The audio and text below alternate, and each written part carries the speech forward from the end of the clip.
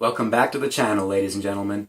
If you're new here, feel free to sit back, relax, and enjoy watching me struggle to build something. Anyways, lots of people have been purchasing the new PS5 so that they can enjoy a next-generation gaming experience. And then there's people like me. Oh, no.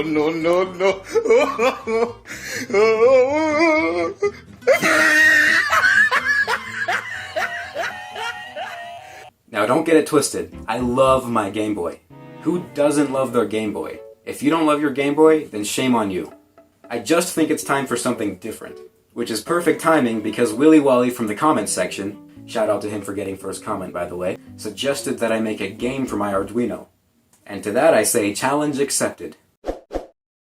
In order to make a game device, we're going to need a few things first. We'll need the Arduino to process the game, but we also need to be able to see and interact with the game. Some push buttons and an OLED screen should do the trick. Audio is also a pretty important part of gaming, so I'll be using an electric buzzer to represent sound. Lastly, we need something to contain all of these elements. I don't have a working Arduino Nano at the moment, so I'll need to use one of my Unos, which means that the shell of the device needs to have a lot of free real estate to properly store everything. Naturally, I had a 10-piece McNugget box laying around, and as a self-proclaimed connoisseur of chicken nuggets, I can tell you that McNuggets aren't bad, but you'd be dead wrong if you think they compare to Dino Nuggies. But that's enough talk. Let's build it.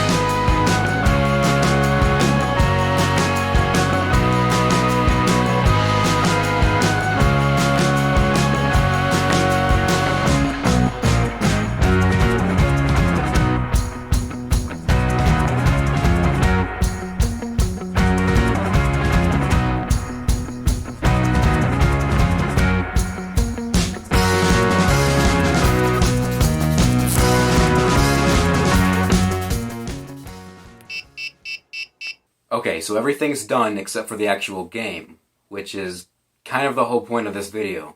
So instead of programming a game and filming a boring segment where I go over the code line by line, providing a subpar explanation for what's actually going on, I've opted to try and explain game programming in a way that's still educational, but hopefully less boring. A game is a program, and a program requires code, which is put there by a programmer. And programming is essentially thinking into a computer. The computer interprets your thought process through lines of code. But computers are very much like Spock. They only operate in terms of logic. So you've got to be very specific with the computer when you solve problems. Otherwise, you'll end up with lots of bugs. Problem solving is the #1 skill you should be developing if you want to learn how to code. After all, syntax comes with repetition, but problem solving comes with practice. I think that game programming is particularly fun because you pretty much get to create your own universe. And the code you write determines the laws and principles that governs your universe.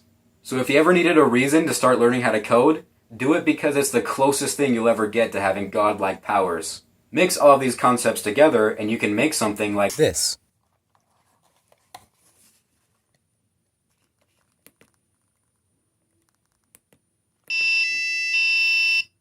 I call this game Space Potatoes, which is a port of a game I programmed for my TI-86 calculator back in 9th grade.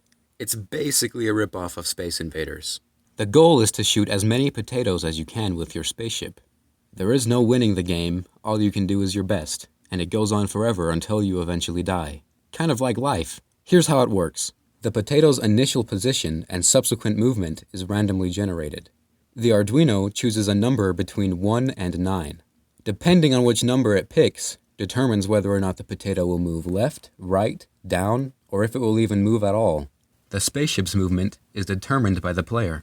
If the player moves the ship to a position on the screen that does not exist, then the ship just loops around to the other side of the screen.